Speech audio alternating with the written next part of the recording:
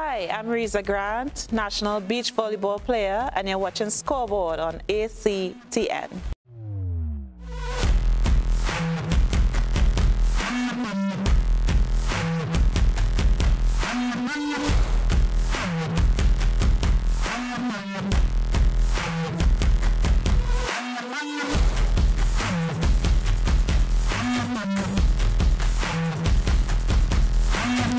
Good evening, Trinidad and Tobago. Welcome to another edition of Scoreboard here on ACT, and it's always a pleasure every Tuesday evening when we come into your homes and we talk sport. A big shout out to all my loyal viewers and all those who are locked on. Tonight we're going to be talking netball, and I have with me the president of the Trinidad and Tobago Netball Association, SherryAnn Blackburn. It's a pleasure. It's been quite a while since we did that last interview. Eh? Yes, it has been. Yes. But it's good to have you and welcome. Pleasure being here. Let's get in quickly because you know how time runs very quickly. Yes. No netball since March 2020, right? Due to the pandemic. How did you all survive? Well, it was difficult, but we survived through constantly communicating through social media. And we also provided some opportunities, training opportunities. We maximized the time, actually. Right. What we did was more planning and having discussions and providing training opportunities for persons involved in netball during that time. So we kept people engaged in the main, and we trust that, you know, coming out of it, we would still have a crop of people who are still encouraged to play the sport. Okay. So you're not aware yet if there was any casualty, like people walking away from the sport or anything like that? You all haven't done any research on that? No, we have not. So that will happen as we come out, as we resume playing. We will find out about the impact, the real impact of being away from it for that long. Right. Now, the Minister of Sports has given the all clear to return to sports. How prepared are you all, and what's the first step you're all going to be taking? Okay, so we were actually preparing for that resumption.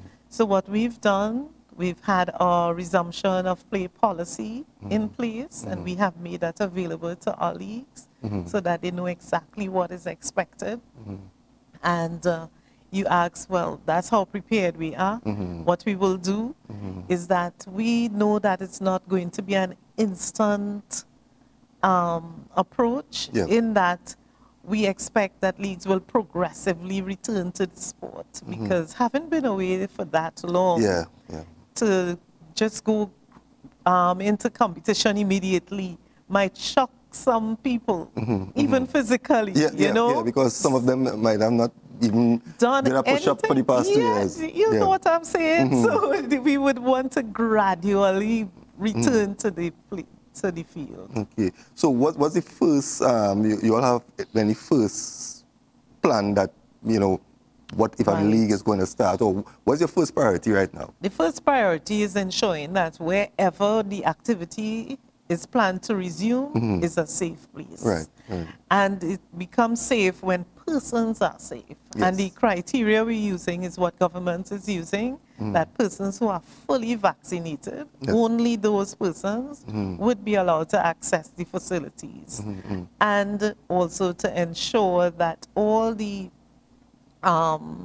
what is needful in terms of hands washing and safe, you know, utilizing safe material for persons to engage is in place. Now, I know that you all had a youth league, right? Now, as far as I'm aware of, certain young people have not been vaccinated as yet. So how are you all going to be addressing that one? And that might be one of our biggest challenges, the youngsters, especially the ones who are under parental care and has to wait on them to determine. That has been a big challenge for us. We have been feeling that impact because even with our national under-16 in training, the numbers are quite low. So the under-16 have already started training? They have. Okay. And that has given us a sense of what is happening on the ground in terms of young persons participating. that is our challenge. And although we have been dialing and calling parents and asking persons to be vaccinated, we have had little success in that regard. Okay. And therefore, we have to continue to pursue that. Now let's go back to the under-16. Their tournament is due when, in March or In April? April? In April. Yes, in Barbados. And you said the numbers are low right now. Numbers are low. How are you all going to address this? Because I guess with a tournament you have to give certain assurance that your team, Trinidad and Tobago, will be represented at, And well represented at that too. So what we plan to do, we are going to call a meeting. We're going to have a meeting and discuss our plans going forward, and we will give ourselves, we have given ourselves a deadline in which to determine whether we will participate or not, Yeah. and whether we have the numbers and they would be at a level to bring Trinidad netball excellence, and if not, we will decide otherwise. Nothing is preventing us from playing some other time in a year for the youngsters to be able to hone the skills that are necessary to transition forward in the pathway which we will lay out. So missing a tournament, I'm not saying that we're going to, but I'm saying in the event we can't provide the numbers as we need to, we will probably have to review our approach. Now, as we on that topic there, off camera we were talking about in '79 when we won the world title and how popular netball was at that time with Jean Pierre and all the top guys, the glory days. Under your stewardship, have you seen growth, and if so, in what area? Because netball was a huge sport. In years gone by, people who know now who are looking at netball, I don't even think they understand what netball was. In the '70s. Understood. Your job must be a difficult job to get, especially when a sport was so popular and it's not so popular now. Your job has to be a bit difficult because you have to make sure that you get the sport back up, if not to the top, but somewhere where it could be accepted. Understood, and I appreciate that question. The thing is, we have actually come into leadership at a very challenging time. We assumed leadership in the pandemic. And that in itself is a challenge. So, '79 and in the '80s, we know that netball really had its best experience ever in terms of accomplishments. I would have enjoyed part of that. As you know, I would have played in one of those glory teams and enjoyed that success. So it resonates with me. The challenge is, how do we reclaim the game? And this is what this new administration plans to do. Reclaim the game and reclaim that glory. And we are embarking on that. And we plan to trust God through it all in all of our plans. We want to be very strategic, hear from Him, hear from our stakeholders, and know exactly how to move forward so that the sport can regain the glory that it once had.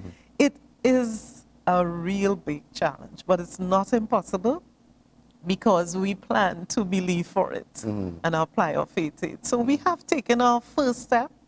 The first year, we consider that as having played the first quarter in the sport. It has 4 quarters, we have 4 years. So we have had a successful first quarter. Oh, that's good.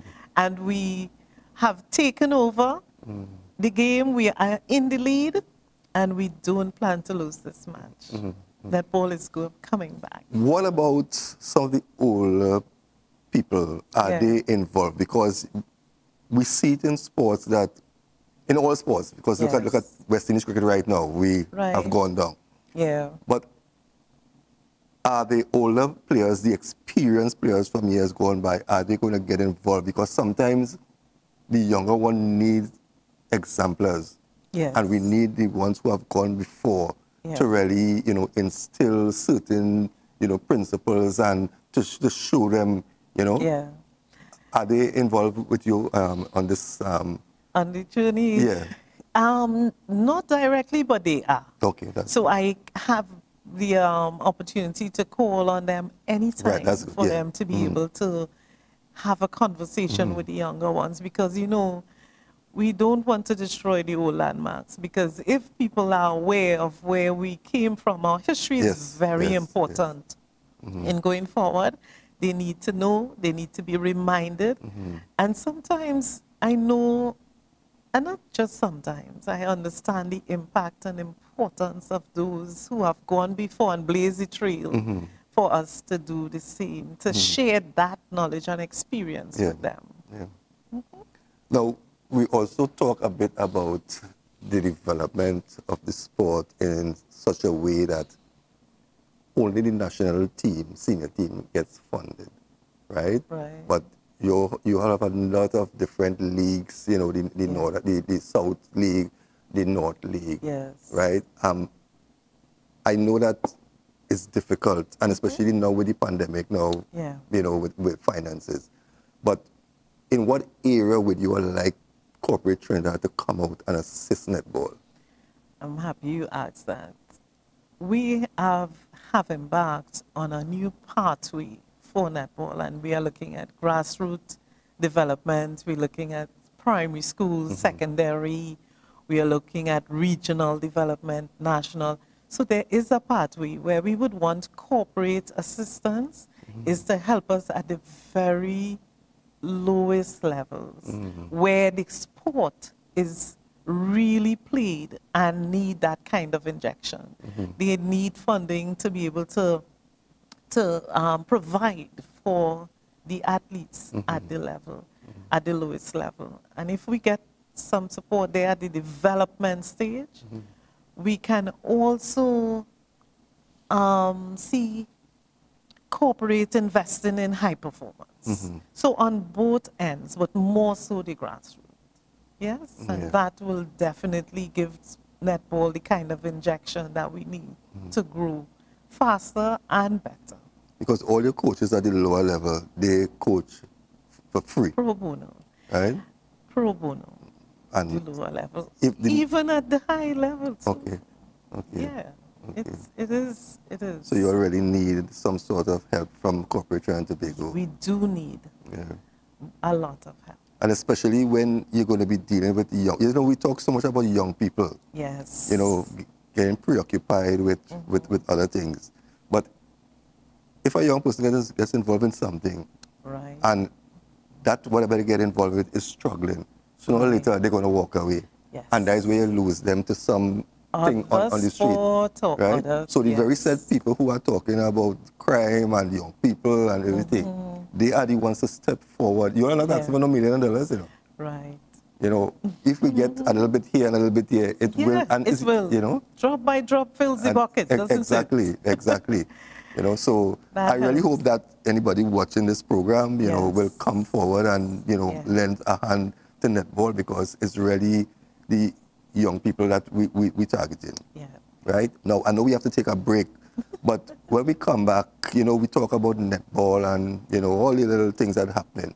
But there's a lot of good things happening in netball. We have a lot of professionals now have left Trinidad and Tobago and doing it large outside. Yeah, so we're going to talk about that. Looking forward. Right. So viewers, we're going to take a short break. When we come back, we continue our conversation here with the president of the Trinidad and Tobago Netball Association. Right back after the short break.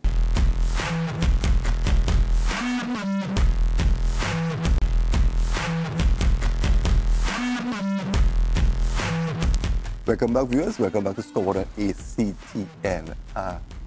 SherryAnn, we were talking a bit about what's happening, but before we get into some good points in netball, sorry, I know that you all were looking for coaches and managers and physios for the under-23 and the under-16. Now, the under-23 is the first time we're going to be having an under-23 netball team. It is the first. Right? And they will be looking to enter the kind of games. CSC games. CSC games. Yes. Right? How has that been going, looking for these people? And is that a paying job? you know, because Yes. people are going to ask, you know? Yeah. Yeah.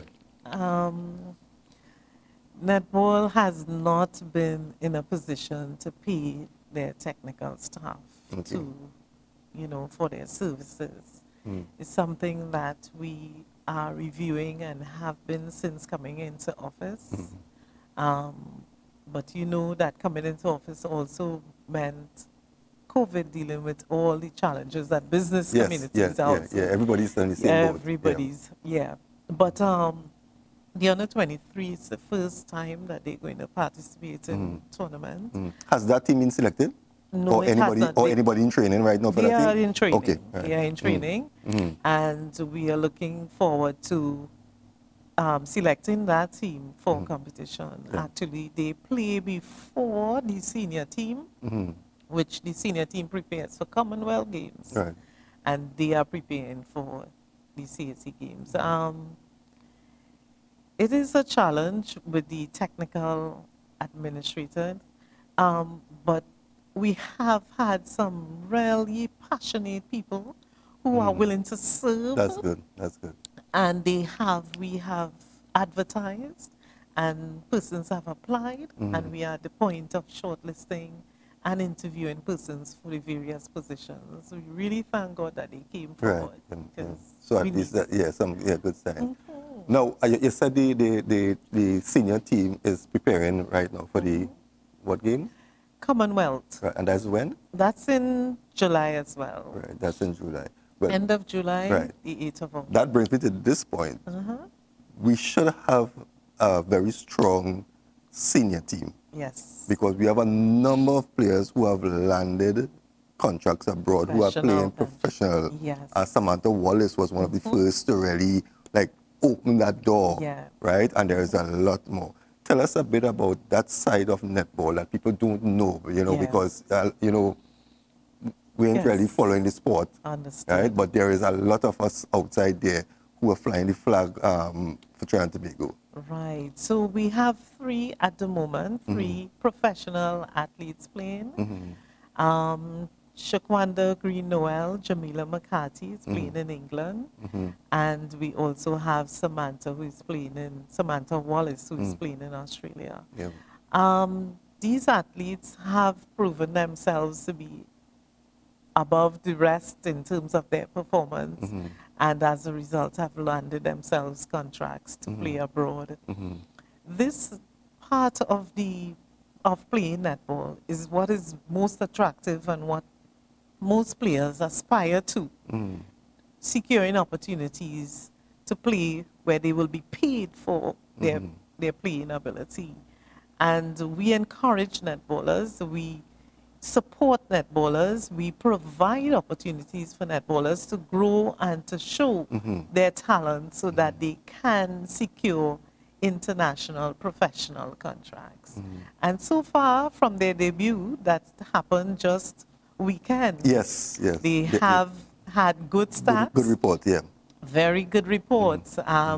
Even though one didn't win, their performance was outstanding, and we applaud their success. We continue to applaud actually Samantha, who is ranked the 5th best player in the world as we speak in netball. So netball is definitely growing in that regard, and it is a way that our youngsters who are looking on and wondering what can we do, what can I achieve, these netballers have paved the way for them. Yeah, you see, that is good because the youngsters who might not have seen yourself and Jean P and all these older ones play, now they have 3 players that they are seeing, right? So they can, you know, use these 3 players as role models. And when these players come back, as I was mentioning off camera, how we can use them to benefit the netball. You know, so that's a good sign. Now, as we go forward, right? How do you and your organization expect, you know, to get this sport back up to where it was once, right? By using the top players, the senior players. Now, we went, I think, recently to Jamaica, where we were beaten but not disgraced, right? How What about coaches, training of coaches? How do you all go about? Do you all get foreign coaches to come in? How do you get the local coaches association to develop their game? Because based on development of their game, then the players under their command will grow in the game. Right. So it's a good point you touch on is the coaching education. We have reviewed the coaching education program. We have also reviewed the umpires and technical officiating program. Because sports change every day. Sports change. And what we have done is actually placed on our calendar of events coaching education opportunities. We have also, we are presently engaging foreign assistants that's good. to coach at the higher level, to provide education, coaching opportunities at the higher level, so that our coaches in Trinidad and Tobago will be high performance coaches, providing they apply themselves to it. So we have created opportunities for growth, and that's what we plan to do, even in the other areas, as I said, umpiring and technical officiating, because honestly, the athletes will grow to the level of the coach's ability to teach them in the sport. So yes, that is very important. That's part of our strategy to improve the game. Besides the financial aspect, what are some of the association major challenges? Do you have a home for netball? You all have an office? You're things touching like on some really good things because honestly, we do not have a home as we speak. I shouldn't say that. I should say what we have is not something that we can use. So we have been assigned a home, but we are also engaging the ministry to assist us with transitioning from where we are because it's not usable. And the conversation has been very good so far, and we are working with them to obtain that new space so that we can function. Primary school, that was something that you all, there was a primary school netball league. There is still. Right, so that is on the back burner because of COVID. But that's basically you all feeding ground. Right. To identify talent from talent. It's not, even though COVID has placed a lot of what we do on the background, primary school is receiving our attention. Right? That primary school is where we know we have to engineer some real structure there to grow the sport. We have seen a decline over the years in terms of the number of schools participating. And we are going to rebrand that league, an association actually, and help them, provide the support to help them to restructure so that we can get increase the number of girls playing netball at that level, because that certainly affects going up. Is netball still at UTT? Netball is still at UTT, I understand, but with no scholarship and funding. It might be very much on a lower end, but it's still there. Because I know a couple of years back it was one of the when persons receive scholarships to attend. But without funding, that's going to be a challenge. That's a major issue now with sports. I know that sometimes people see we have the president here, but I know you are not alone in what you are doing for netball. Who are some of the other members who you would like to publicly, pay tribute to? Well, firstly, we'd like to pay tribute to the Ministry of Sport and Community Development. They have been instrumental in assisting us financially for all the years of netball's existence in a major way.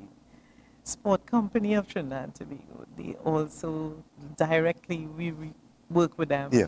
We want to make mention of the support we've had from them, and not just financially. We can call them on any matter. That's good. Whether, any matter, administrative governance, any area, they support us. all the leagues that support council members which consistently attend meetings and contribute towards the development of the sport and to ensure that we do what is necessary to grow. And we also the America's Netball, the regional partners, they're also instrumental. And those are some of the key people that assist Netball in moving forward. Well, SherryAnn, I really want to take this opportunity, you know, to wish you and your association all the best. Right? I'm listening to you, and I think that you're on the right track. Thank you so much. And I hope that it's 4 years you have. 4 years. Right? And 1 year already has one quarter. First quarter is over. Right? So you have 3 quarters, so you can stage a real nice finish. Yes. You know, and we hope that things will work out for the under 16 team and also the under 23 and the senior team. Yes. Right? And really hope that someone who is looking on corporate Trinidad and Tobago will lend assistance and do something for young people, because we always criticize and talk about this and everything else, but let's come out and do something. So I want to thank you again for spending this time with us. Right? And I look forward to chatting with you once again. Thank you. Okay. Well, viewers, we have come to the end of another edition of Scoreboard here on ACT. And if you missed any part of this program, there's a repeat tomorrow at 1 p.m. and on Saturday, tomorrow at 12 actually, and Saturday 1 p.m. So we want to thank you again for staying with us. But before we leave, we just want to remember, in this day in history, Spot Webb, the smallest NBA player at 5'7", he won the NBA dunk competition. And one of his competitors in there was the great man, Dominic Wilkins. Enjoy the footage. See you next week. Be safe.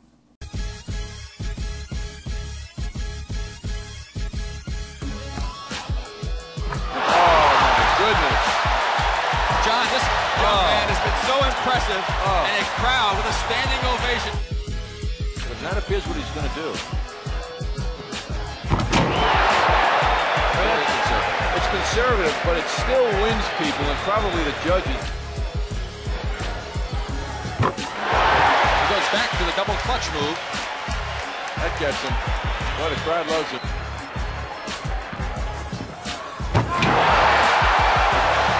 Without being able to palm the ball. Out of sight.